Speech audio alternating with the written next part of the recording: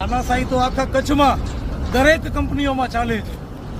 કંપનીઓ કચ્છમાં આવે છે ટેક્સ બચાવવા માટે અને કંપનીઓને કચ્છમાં લાવવામાં એટલા માટે આવે છે કે કચ્છના સ્થાનિક લોકોને રોજગારી મળે. અહીંયા જિંદાલ કંપની છે. આ જિંદાલ કંપનીની તાનાશાહી એટલી કે સ્થાનિક લોકોને રોજગારી નહીં આપવી. આજે રતડિયા અને કુંદરોળીના ગ્રામજનો રોજગારી માટે ધરણા કર્યા છે. કચ્છમાં કંપની આવે, પોતાનું ટેક્સ બચાવવા, કચ્છના લોકોને રોજગારી આપવા, રોજગારી ન આપે એટલા માટે કચ્છના લોકોને ધરણા કરવા પડે. આ જ કંપનીની બીજી બ્રાન્ચ છે, ત્યાં કનેથી હાલતે ને ચાલતે નોકરી ઉપરથી કાઢી નાખે, લોકોને ધરણા કરવા પડે.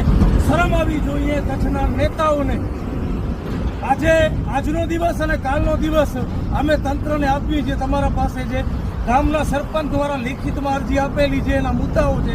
જો 2 દિવસની અંદર આ જિંદાલ કંપની લોકલ માણસોને નોકરી ઉપર નહીં રાખે, સ્થાનિક લોકોને CSR ફંડનું યોગ્ય ઉપયોગ નહીં કરે, તો પરમ દિવસે સવારના 10 વાગે આ કંપનીનું ગેટ બંધ કરવામાં આવશે.